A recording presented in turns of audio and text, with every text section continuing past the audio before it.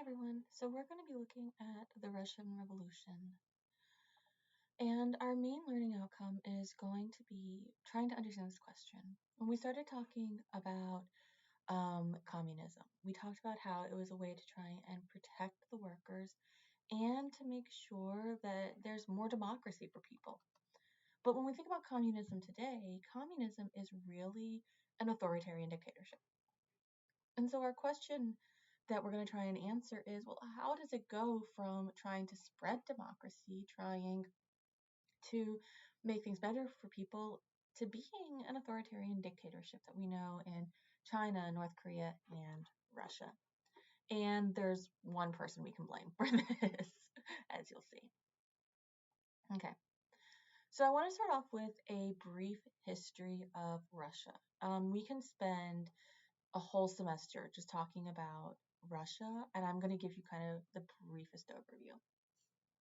So, at the beginning of the semester, we talked about how there are different groups in society in the medieval period.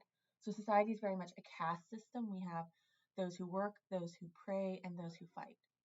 Well, by the 1700s, despite what the conservatives want, society had kind of gone away from that caste system throughout most of Europe, except in Russia.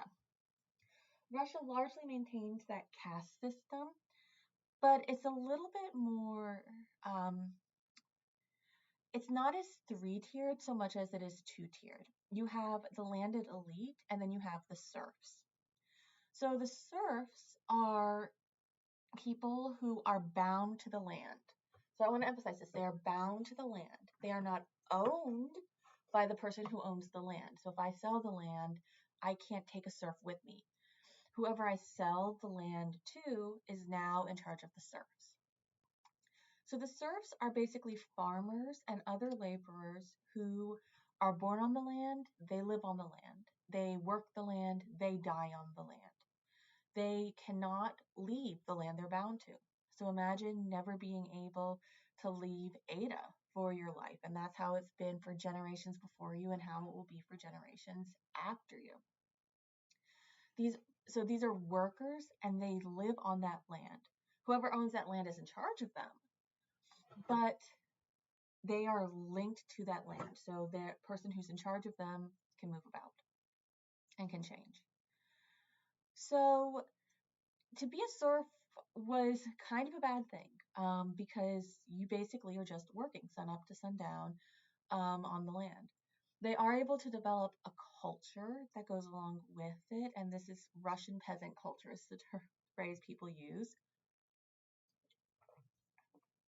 But on the whole, these are people who are largely in poverty. They still, even though they're bound to the land, they can't actually leave the land. They actually are not allowed to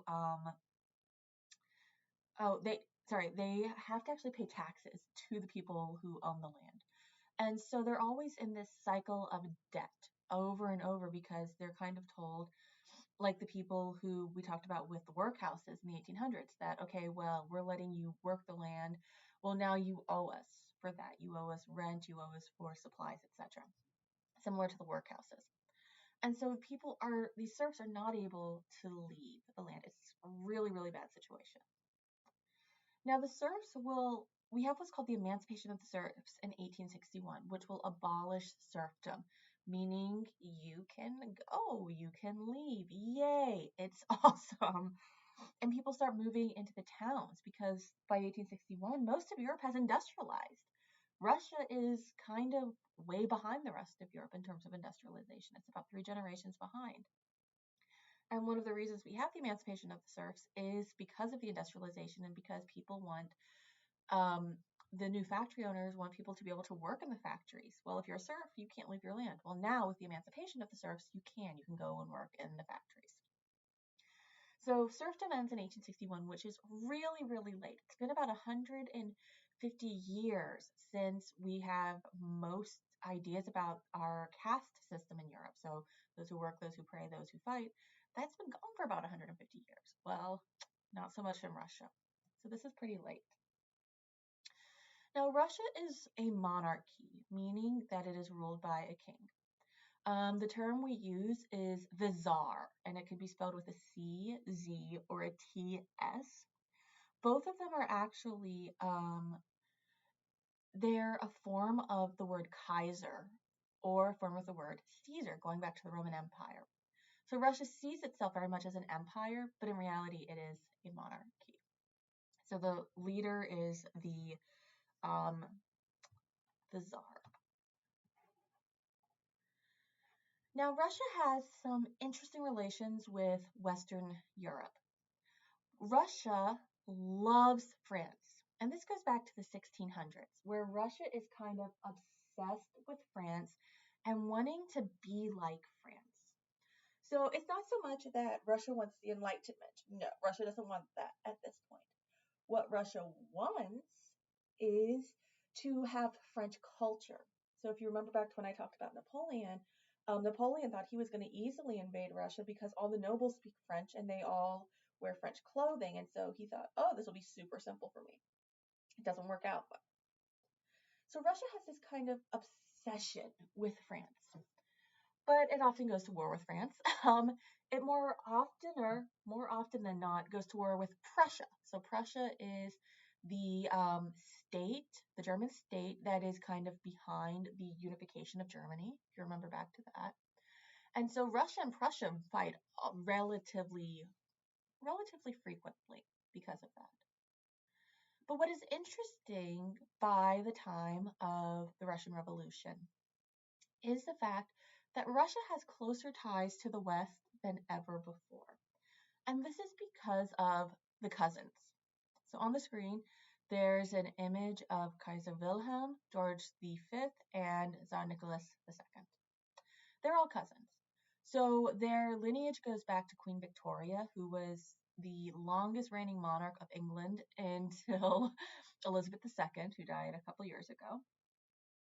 And they all descend from the royal family due to marriage. Victoria had all of these daughters. She had a lot of kids, but she had all these daughters, and she was smart in arranging marriages, diplomatic marriages, in which she would have her daughters go and marry various kings throughout Europe.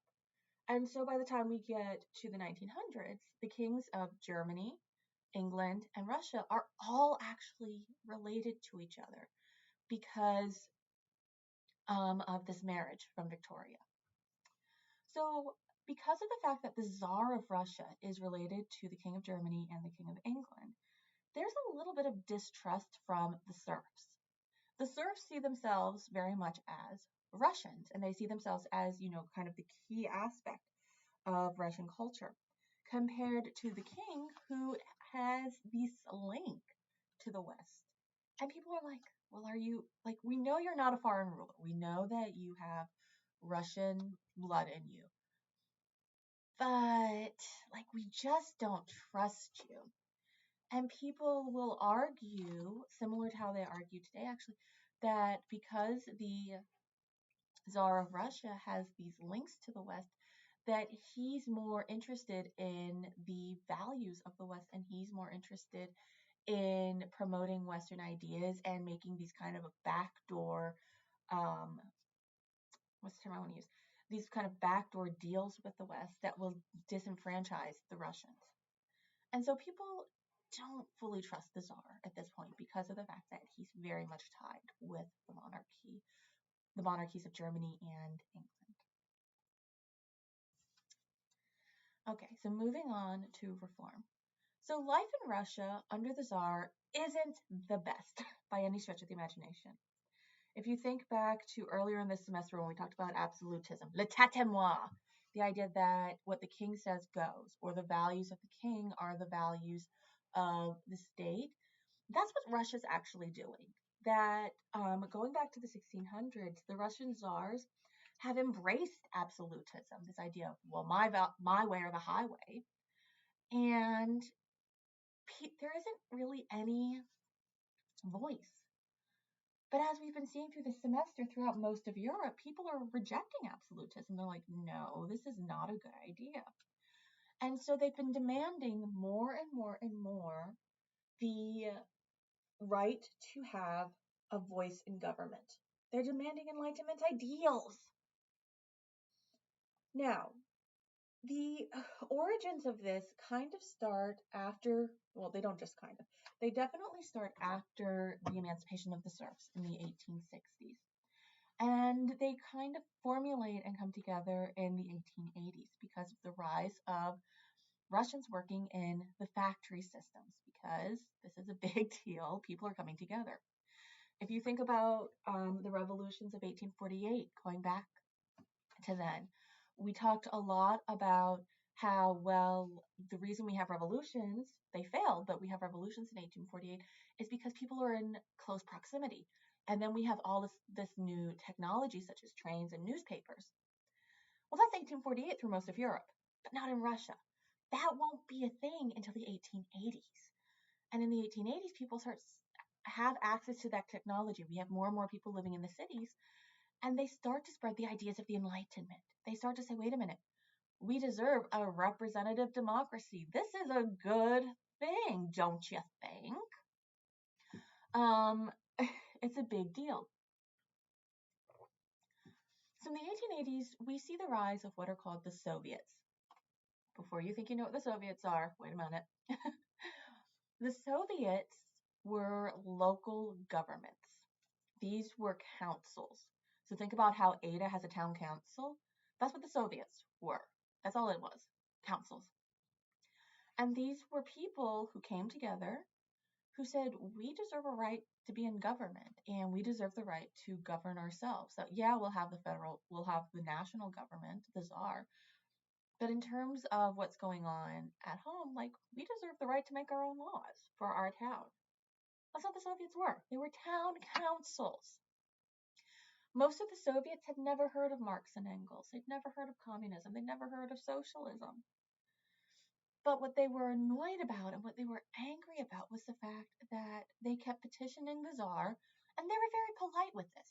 They're saying, hey, how about we have a say in government? Like, can we make our own laws? The Tsar says no. Over and over, the Tsar says no. They say, well, we don't like being drafted to go and fight a war with Germany or with Prussia before Germany or with the French. Why are you doing this? This isn't our battle. This is you. These are all your selfish ideas. The Tsar says no. So these town councils will have different protests. Now, some of these protests will start to get more national. And the best example of this is that of Bloody Sunday, which occurred in 1905. In 1905, there were a group of protesters who had come together to St. Petersburg, and they had come to protest absolutism. So they're in St. Petersburg and they're protesting. And they think that Tsar Nicholas, who is in charge at this point, Tsar Nicholas is in St. Petersburg because it was the Russian capital at the time. Well, Tsar Nicholas actually wasn't there. He didn't even know any of this was occurring. So the protesters come up against the guards, and the guards fire upon them. We do not know why. We do not know why they fire. It could be they thought they were in trouble. It could be that they thought they were about to be fired upon, which is often the reason for different moments when guards fire upon the people. But we do know the guards fire upon the Soviets. And the protesters. Now, this spreads across the country. This spreads across the country and becomes known as the Russian Revolution of 1905.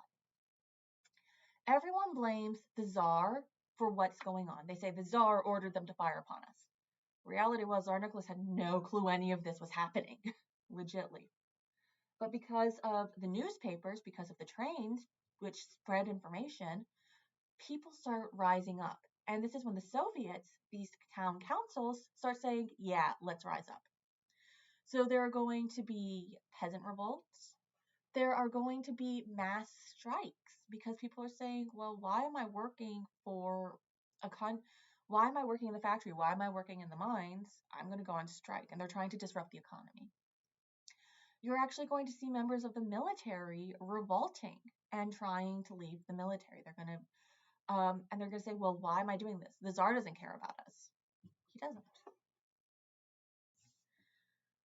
Well, the Tsar at this time is Nicholas II, as I've said a couple times, and he is part of the Romanov dynasty. So this goes back generations through that. So I need to emphasize this. Nicholas had no clue what was going on. Nicholas really, I said this with Louis XVI, and I'm going to say it with Nicholas. Nicholas was not prepared. He was not taught on how to be Tsar. He was a very spoiled child. He was not taught in statescraft. And by this point, his dynasty, the Romanov dynasty, was becoming a bit more inbred than they would have liked to admit. And they hadn't been keeping up with the education that you need if you're going to rule a country. So in Nicholas's mind, he's been taught all about l'état-moi, absolutism. And his initial response is, I'm going to send out the army. The army's going to suppress all of them, and the army will stand there and make sure everyone obeys. He basically wants a military dictatorship. Well, the issue with this is, oh, wait, the army's in revolt. That can't happen. So Nicholas ends up saying, okay, fine, I hear you. And in 1905, he issues the October Manifesto, in which he says, I hear you. You are calling for Enlightenment values. You are calling for people's participation in the government. Okay, let's do this. And for the first time ever, Russia has a constitution in 1906. Now, the Constitution of 1906 creates what are called the Dumas. The Dumas are similar to a Congress or a parliament. And Nicholas says, okay, you want Enlightenment values? Well, Enlightenment values say that we should have checks and balances. Cool. And so the Dumas was supposed to be kind of a checks and balance. So this was a representative government in which people were elected to represent where they were living. Well, the Dumas had really next to no power. So the Dumas could make legislation. The Tsar could veto it. Well, today, in the way our government is set up, if Congress creates legislation and the president vetoes it, Congress can actually override that veto. Well, that can't happen with the Dumas. The Dumas were basically told, okay, you can make legislation. Well, the Tsar's going to veto basically all that legislation. The Tsar is still going to say, l'état-moi, my values, or the highway. And if you disagree with the Tsar and you're a member of the Duma, you're going to be kicked out. But the Dumas exist for about 11 years. This kind of fake Congress, this fake parliament. It exists for about 11 years. But people are still angry. People are still really, really angry at what is going on.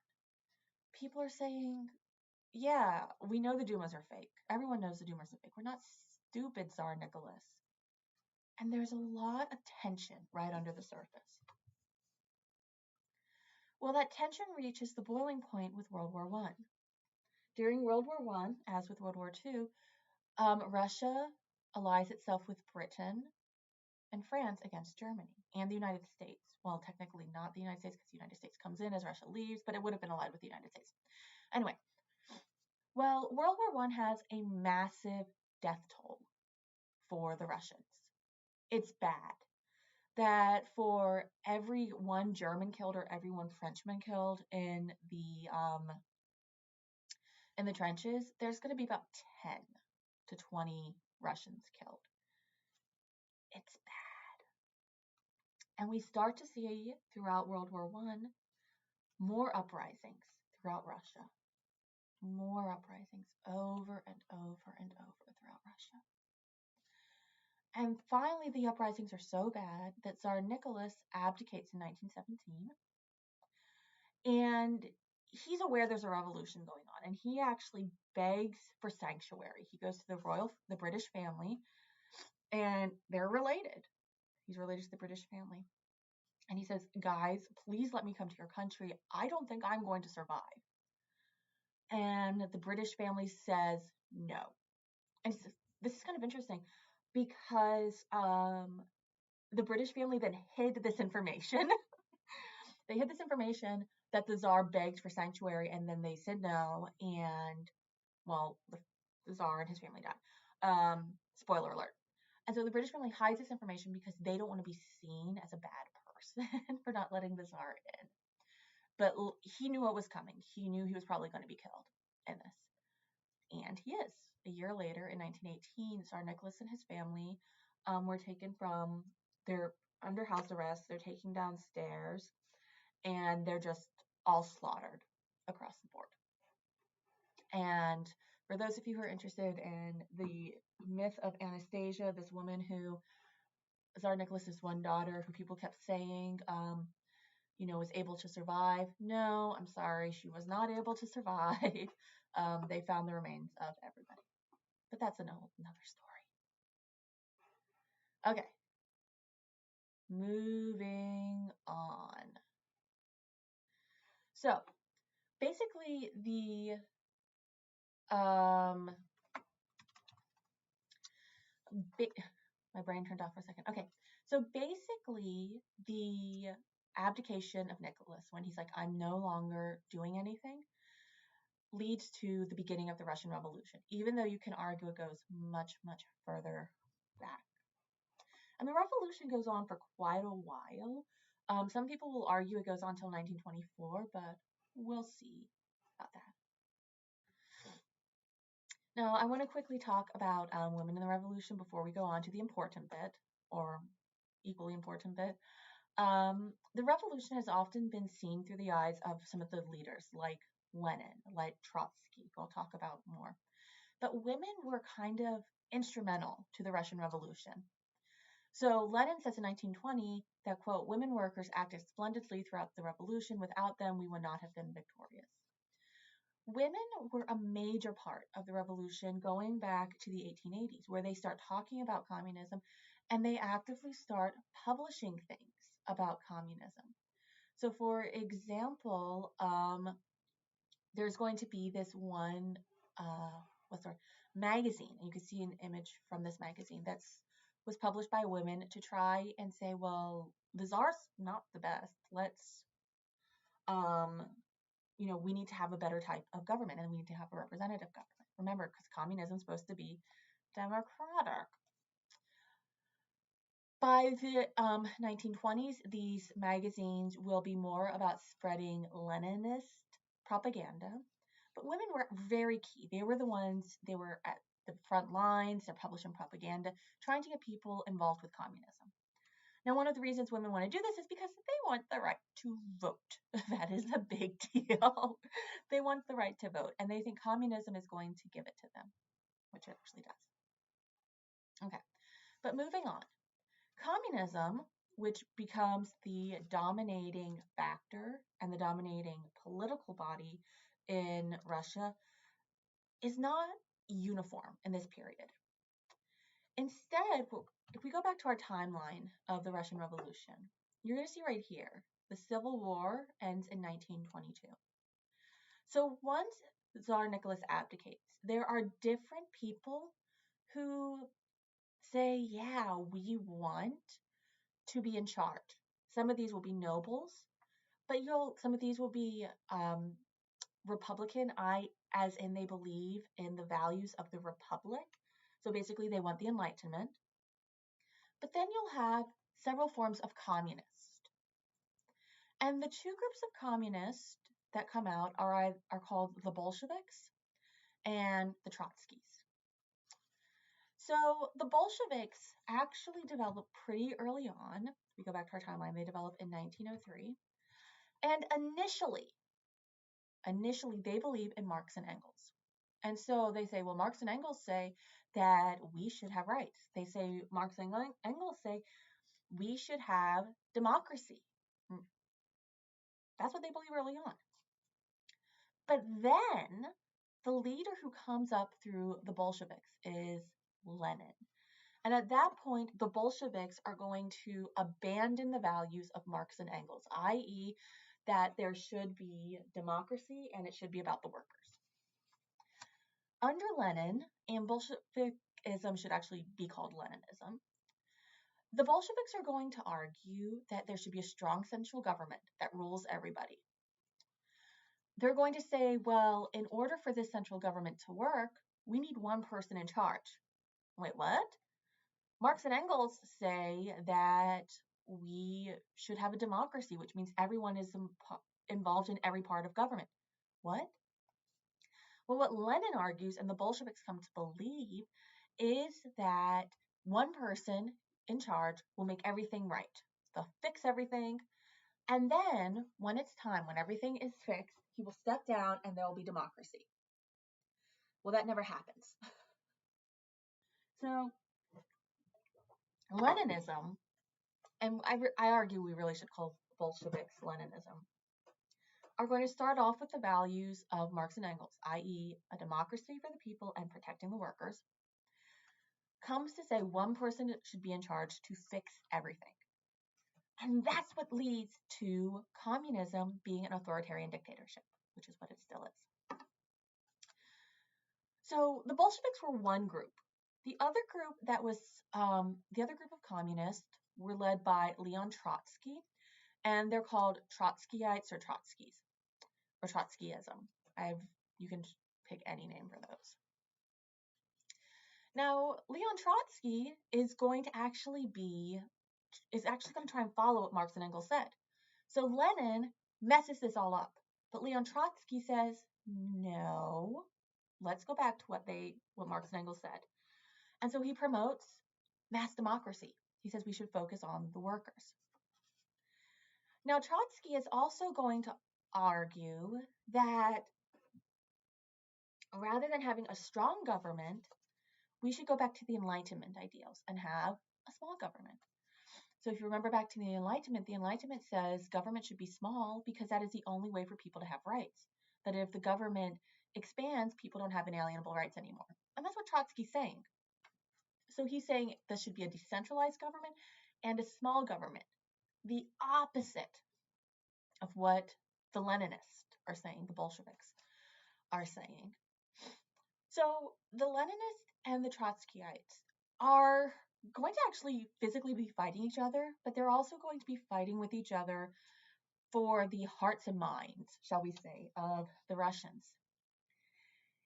The only reason the Leninists win out, the Bolsheviks win out, is because they use the military, and they're able to gain a strong hand on the military. Well, Trotsky doesn't even think about this because he wants a small government. So he never thinks, oh, I'm going to utilize the military to suppress people, because that's not what an Enlightenment ideal says. That's not what Marx and Engels believe.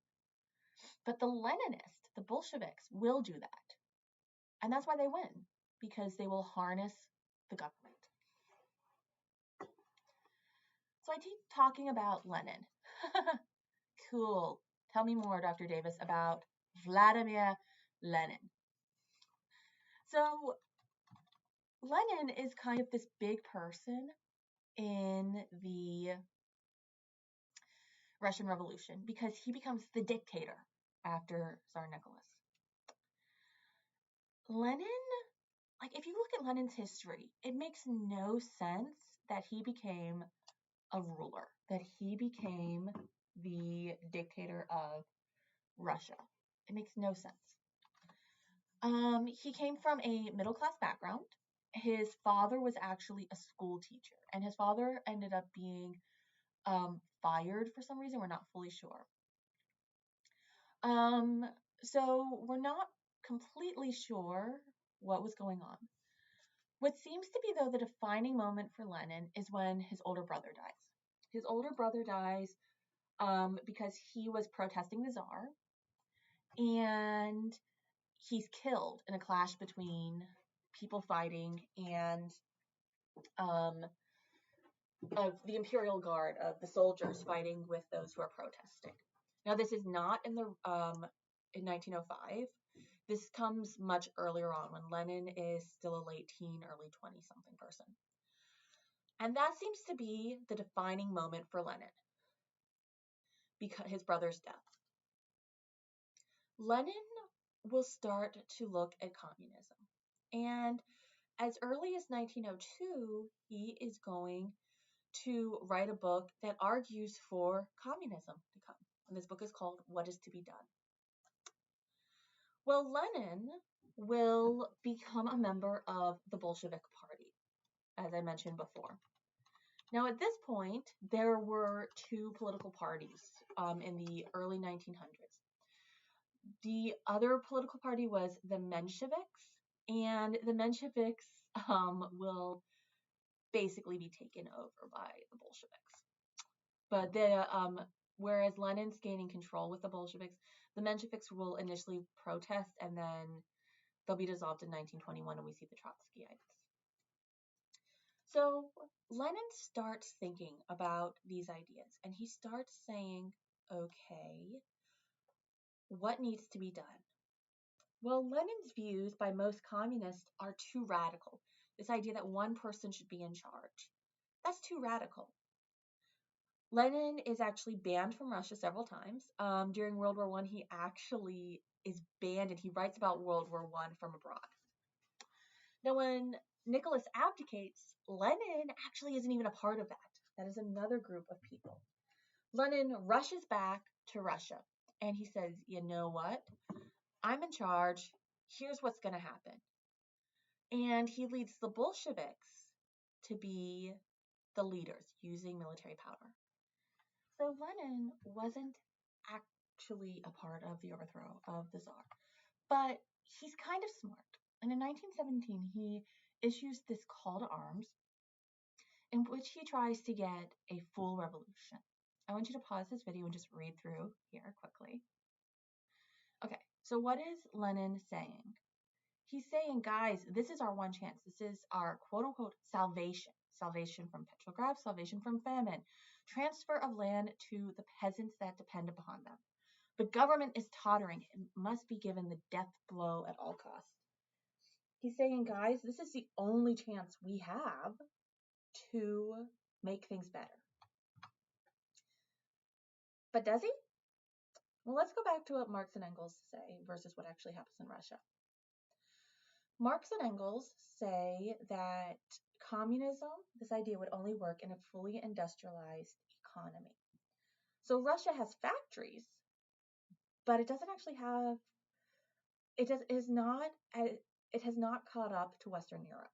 Best way to put it. There are factories, but it has not caught up by any stretch of the imagination.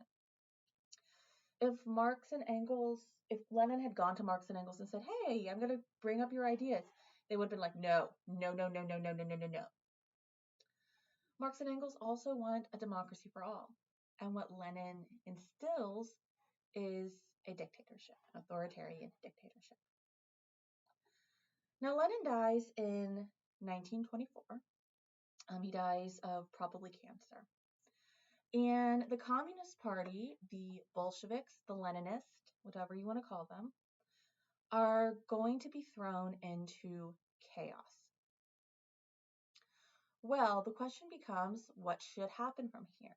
So, for example, Leon Trotsky's still alive.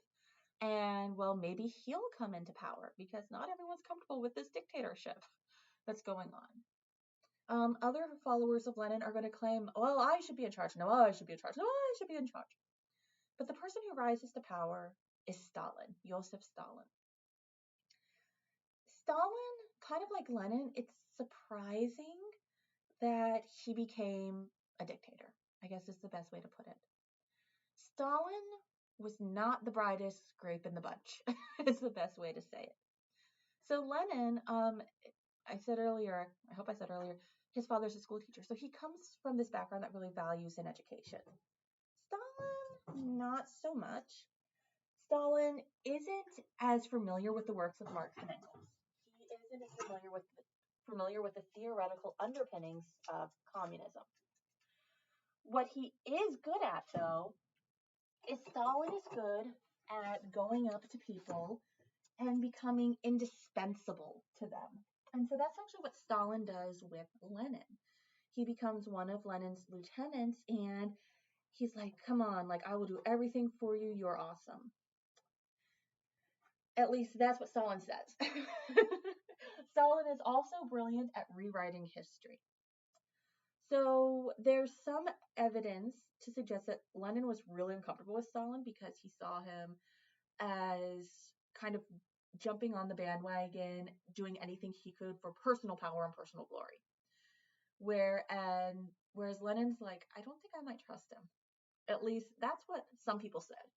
But the people who said this were executed by Stalin. So we're not sure if like they were saying this because they wanted it as propaganda, or if they were like legitly saying something was going on. But Stalin, he's just good at trying to get personal power. And so he becomes one of Lenin's followers. He becomes indispensable to Lenin. And Stalin will argue after Lenin's death, well, like, Lenin loved me the best. Lenin thought I was the true leader of the communists. And you can see that here, actually, where we have Lenin and he's giving this fiery speech. And right beside him, right beside him is Stalin. And Stalin was going to promote this. Stalin will say, oh, well, when Lenin died, before he died, he told me that I have to be in charge now. And that's what Stalin does. So as soon as Lenin dies, Stalin starts to organize a coup. The first thing he does is he actually is going to organize Lenin's funeral. And he actually won't invite Trotsky. Trotsky is very angry because he's like, why wasn't I invited to this funeral? But Stalin organizes the funeral, and he plays a key role.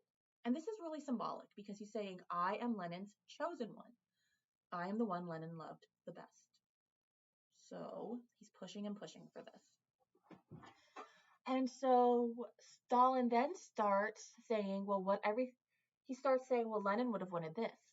Well, people are like, oh, well, Lenin's the father of our country because he's the one who gives us meaning. So, okay, sure. If you say Lenin would have wanted that, sure, we'll go with that.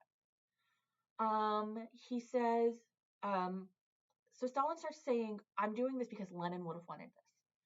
And by using that rhetoric, because Lenin would have wanted this, he creates a military coup d'etat. And he kills or exiles his opponent. So as I said, Trotsky's still alive. Trotsky gets exiled. He's quite lucky. Very, very lucky. And so Stalin comes into power, and he's going to be in power until 1953. So Stalin will, I want to emphasize this, during World War II, Stalin is a U.S. ally and a British ally. So at this point, we are not at the Cold War yet.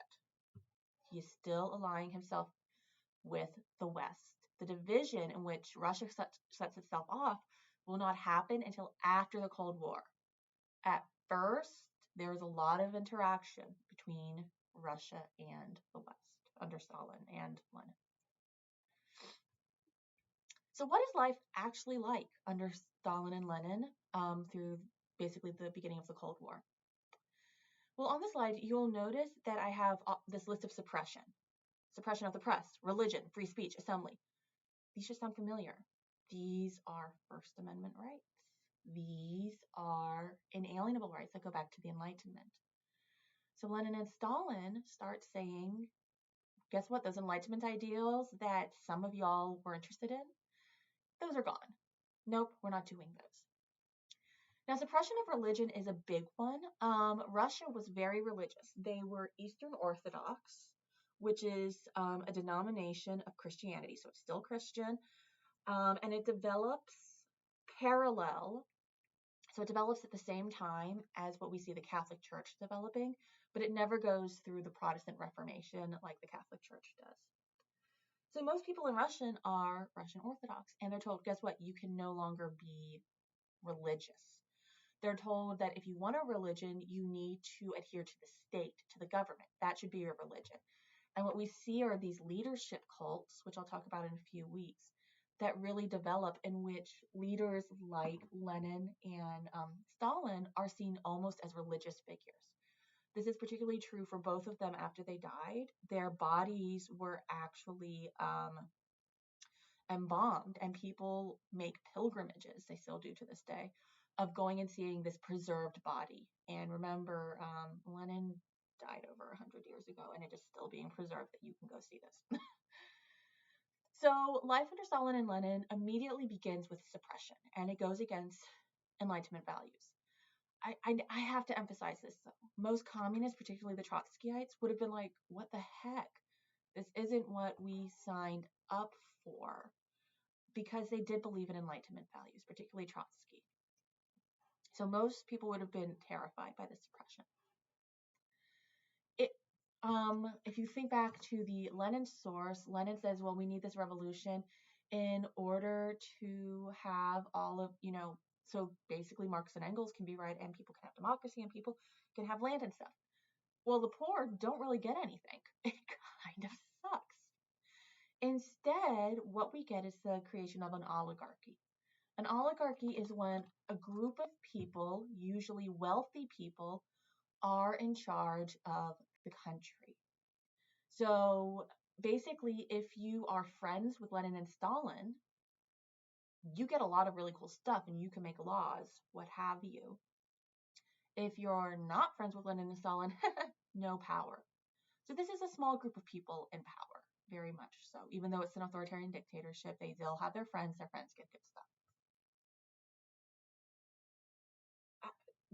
I hope this doesn't sound wrong. On the plus side, under Lenin and Stalin, they realized how backwards life is in Russia compared to the rest of Europe, how Russia doesn't have industrialization, the rise of the factories, until decades after everyone else. And so they do embrace industrialization very, very quickly, and they push for industrialization. And so Russia will very quickly create factories and create goods that can rival those of people from Britain, for example. Because remember, Britain still is our number one industrialized nation in this era. Okay, so what is the impact of the revolution? First off, there are going to be red scares across the world. With the Russian Revolution, in any country you can think of, any industrialized country you can think of, there is going to be a fear that there will be a quote-unquote communist uprising. Now, what they mean by a communist uprising is a Leninist uprising. Remember, because we have different forms of communism, what they're scared about is that these radicals like Lenin will lead to uprisings around the world. So we have red scares not just in the United States in the 19-teens and 1920s, but also in France, in Britain, etc. Now, some people will have alliances with Russia. Big deal. Particularly when we get to World War II and Russia allies with Great Britain. But these alliances are no one trusts basically Lenin and Stalin at this point. I would argue as well that this is the beginning of the Cold War. At this point, Russia is not trying to invade. It is not trying to expand. It is not conquering half of Europe and saying, hey, there's an Iron Curtain here. What I mean by the beginning of the Cold War is that Russia is going to say, well, here are our values. Our values are fundamentally different from the West. And by the West, they mean the Enlightenment, the social contract. Russia is going to say, well, you can agree with us or you can disagree with us. It's one or the other. But if you don't agree with us, we don't trust you, we don't like you. The West is going to say, well, we are the heirs to the Enlightenment. We are the opposite of these authoritarian communists. And what they mean by communist is really Leninist. I want to emphasize this. Remember, this is not communism as what Marx and Engels say. This is communism that develops under Lenin, and it's the suppression of rights. So the West, with the Russian Revolution, we are going to see a massive difference in East versus West mentality. And I would argue that's the beginning of the Cold War. That the Cold War isn't just, oh, look, we have the people, the spheres of influence, Russia trying to expand, etc. I would argue that this divide begins with the Russian Revolution of, well, do you either adhere to the values of the Enlightenment, which the West does, or do you adhere to Leninism, this redefinition of communism that develops in Russia? Sorry about that. I have no clue what happened. Let me know if you have any questions. Otherwise, we'll move on.